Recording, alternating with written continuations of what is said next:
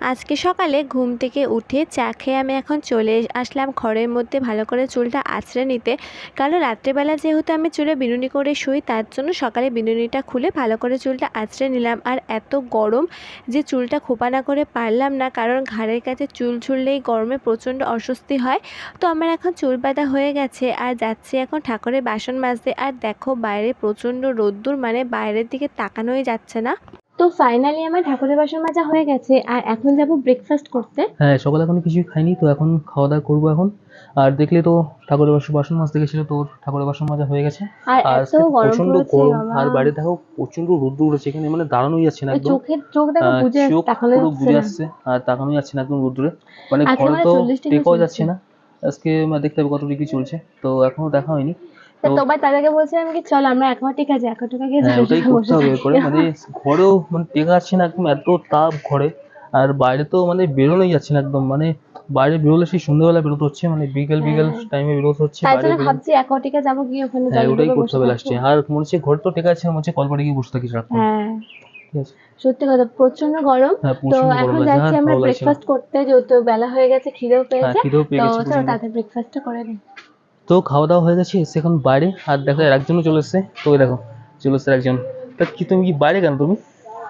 বাইরে একটু খুব সুন্দর একটা ঠান্ডা হাওয়া দিচ্ছে, তার জন্য বাইরে এসেছি, যাও কারণ ঘরে যাও, ঘরে ভিতরে যাও, তোমার প্রচন্ড স্কিন খারাপ গরম। হয়ে যাবে না, তোমার এই রোদ্দুরে তোমার স্কিন কিন্তু খারাপ হয়ে যাবে। যাও ঘরে যাও, কি করছো এখানে?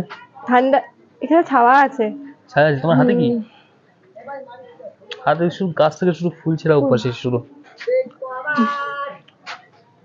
এই দেখো। ফুল ছেড়েছি গাছ থেকে, দেখ তোমাদের দাদা আমাকে বকা দিচ্ছে যে যখন তুমি বাইরে আসো তখনই কেন গাছ থেকে ফুল ছেড়ো। তো ফুলটা এত সুন্দর লাগছিল দেখতে, ছোট্টর উপর কি সুন্দর টগর ফুলটা হয়েছে, তার জন্য ছিঁড়েছি।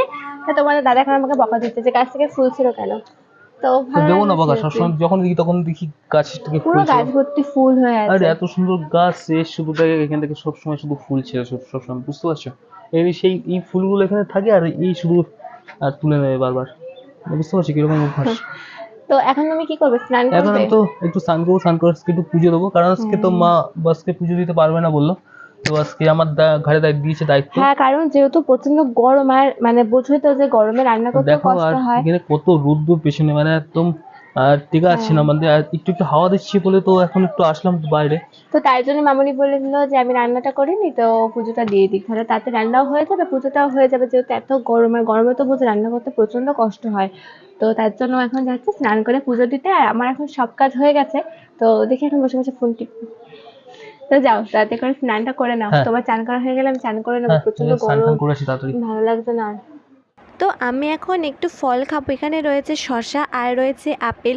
তো গরমকালে কিন্তু ঠান্ডা ঠান্ডা শসা খেতে হেভি লাগে। আর ওদিকে তোমাদের দাদা এখন চলে গেছে স্নান করতে, কারণ ও শসা খেতে একদমই পছন্দ করে না, তার জন্য ও আপেল খেয়ে চলে গেছে স্নান করতে। আর আমি এখন এখানে বসে বসে শসা খাচ্ছি।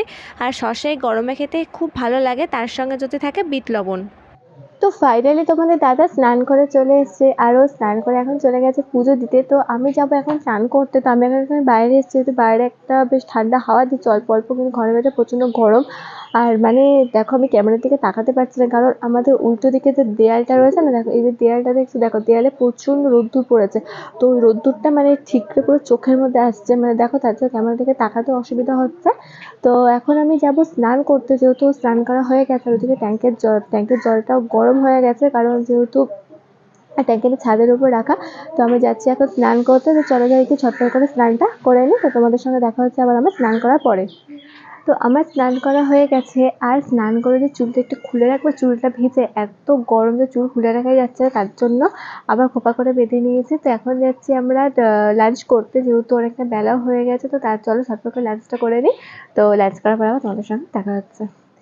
তো আমাদের খাওয়া দাওয়া কমপ্লিট হয়ে গেছে, আর যাচ্ছি এখন রেস্ট নিতে। তো সকাল থেকে আজকে আমার শরীরটা ভালো নেই, তো তাই ভাবছি যে একটুখানি রেস্ট নিয়ে নিই। তো চলো রেস্ট নিয়ে তোমাদের সঙ্গে সকালবেলায় দেখা হচ্ছে। আর আমি তো বললাম যে আমার শরীরটা ভালো নেই। তো কী হয়েছে বলো তো, যে সকালবেলা ঘুম থেকে ওঠার পর থেকে প্রচণ্ড রাতে ব্যথা করছে, জানি না কী হয়েছে। কারণ ভিতরে জ্বর তো কিছু নেই, জ্বরও আসেনি, কিন্তু তার ঘাড়তে প্রচণ্ড ব্যথা হচ্ছে, পায়ের পাতা হাঁটুর কি মারাত্মক যন্ত্রণা হচ্ছে, মানে বসে খেতেও পারছি না, এরকম অবস্থা, প্রচণ্ড ব্যথা হচ্ছে।